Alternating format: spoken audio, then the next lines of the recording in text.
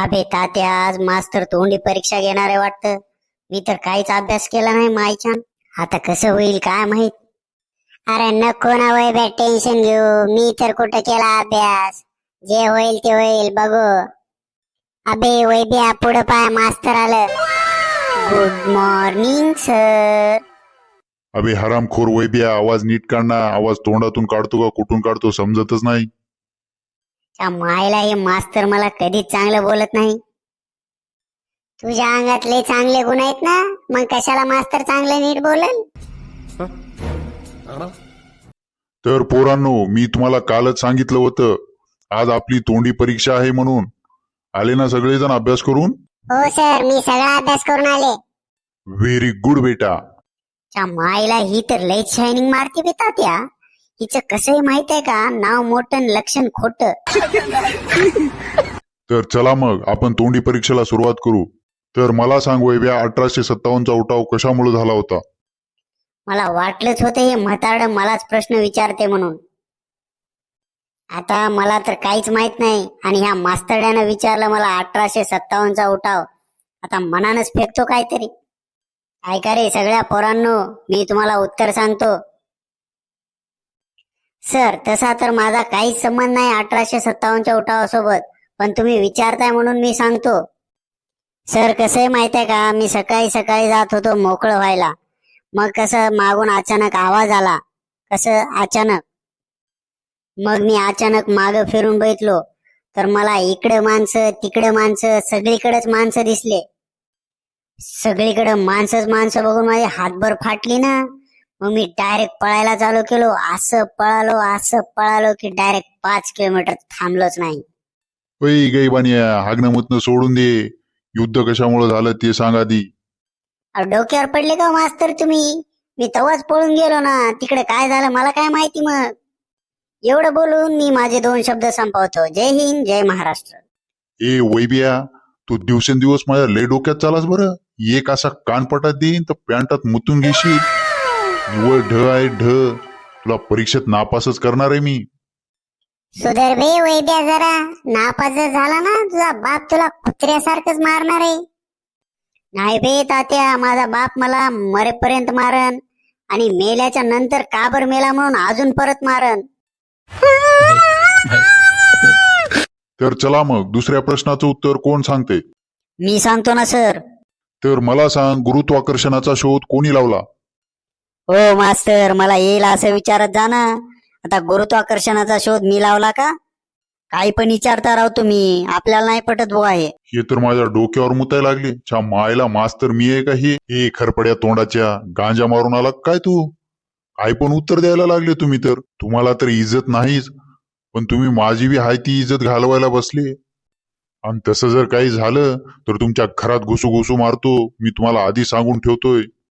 तुम्हाला तर माहिती आहे ना माझं आधीच डोकं चालत नाही म्हणून. मग सोपा प्रश्न विचारत जा ना मला. हे तसं नाहीत ऐकत. एक करंट लागलेल्या केसाच्या एका चापटीत मुतवीन बर का तुला. ये इकडे समोर ये लवकर. मास्तर झपकावते बर का आता ह्याला. मला माग असंच केलं होतं. सोपा प्रश्न पाहिजे का बाळा तुला? घे मग. जाय बैस जाऊन जाग्यावर. त्या मायला सगळ्या बिंडो कावलादी पैदा झाल्या आणि माझ्या नशिबाला येऊन पडल्या. मजा आली का बाबू? मजा आली ना मस्त. तुला आली असेल ना मजा? मला तर आली ना मजा. तू मार खाला की माझ्या पोटातच गुदगुल्या होत्या. लय मजा आली मला तर. चुबे तू भोंगळ्या तोंडाच्या. तू पाय एका दिवशी एका बुक्कीत जात पाडणार आहे तुझे. मी बोलले की कशी आग पडते. बेटा छकुली, तू सांग बरं, आपल्या देशाचे नाव काय आहे? सर, आपल्या देशाचे नाव भारत आहे आणि सारे भारतीय माझे बांधव आहेत. वा वा वा, मस्त, व्हेरी गुड हा बेटा. का हो सर, ह्या खरपड्या तोंडाचीला एवढा सोपा प्रश्न विचारायला लागले आणि आम्हाला युद्ध फ्युद्ध विचारायला लागले. हा अन्याय आम्ही सहन करणार नाही, मी आता सांगून ठेवतो. अरे बाप्पा बाप्पा बाप्पा, डायरेक्ट मास्टरला धमकी. जो बैस येड्या भोकाच्या. तर मला सांग रोहित्या, तू इंग्रजाच्या काळात जर असता तर तू काय केलं असतं? काय केलं असतं यानं? भीक मागितली असती. दुसरं काय होतं याच्याकडनं? मेरी चलती तेरी क्यों जलती. तर उत्तर दे ना मग बापू आता. पाहुणा तुझ्यात किती दम आहे? नुसतं तोंडातच दम आहे तुझ्या. सर मी जर इंग्रजाच्या काळात असतो ना तर इंग्रजाला असं पळू पळू छानला असतो, असा हागुस्तर आणलो असतो ना आणि त्यांच्या घरात जाऊन नुसत्या चोऱ्याच केल्या असत्या. त्या भीतीने ते भारतातून पळून गेले असते आणि मी आपल्या देशाला स्वातंत्र्य मिळवून दिलो असतो.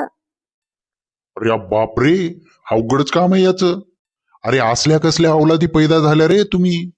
सर मी पैदा नाही झालो, डायरेक्ट आबाळातूनच पडलोय. माझ्या देखत पडायला पाहिजे होता रे आबाळातून, जागेवरच मारला असतं तुला तर. सर परीक्षेचे मार्क कधी कळणार आहे आम्हाला मग? तुला तर नापासच करणार आहे रे वैब्या मी तर. तू डायरेक्ट माझ्या डोक्यातच घुसलाय. तू पाय यंदा तुला नापासच करतो. वैभ्या यंदा हे मास्तर तुला नापासच करायला बसले. अबे तात्या, मला हे मास्तर नापासच करू शकत नाही.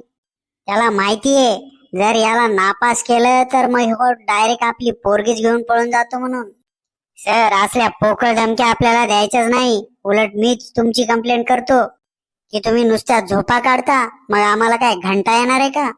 आणि जर तुम्ही मला नापास केलं तर मी तुमच्या नावाची चिठ्ठी लिहितो आणि गाव सोडून पळून जातो. आणि ती चिठ्ठी गावच्या भीतीवर लावतो आणि त्या चिठ्ठीवर लिहितो की अशा अशा मास्तरमुळे मी गाव सोडून पळून जात आहे. आणि जर मला काही झालं तर त्याची सगळी जबाबदारी ह्या मास्तरवर राहील. आणि असं लिहून पळून जातो. खरंच पळून जातो काय वैब्या तू? खरंच पळून जाणार आहे काय वैभ्या तू? अरे म्याड आहे का तू? पळून बिळून कशाला जायचं बाबा? कसं आहे माहित आहे का, मास्तरला पोकळ धमक्या द्यायच्या, मग मास्तर आपल्या नादालाच लागत नाही. ए माकडवणी तोंडाच्या वैब्या, मला धमक्या देतो का तू? तू पळूनही गेला ना उडतही गेला तर मला काही फरक पडत नाही. अरे तुझ्यासारखे लय बघितले, अशा पोकळ धमक्या नाही द्यायच्या आपल्याला. सर मग तुम्ही पण आपल्याला अशा पोकळ धमक्या नाही द्यायच्या. नापास करेल आणि हे करेल, असं कसं नापास करता तुम्ही? तुम्ही नापासच करून दाखवा बरं. आणि विषय राहिला पळून जायचा, जेव्हा आपण पळून जाईल तेव्हा तुमची पोरगीच घेऊन पळून जाईल. नाही करायचा आपला, आधी सांगतो मी तुम्हाला.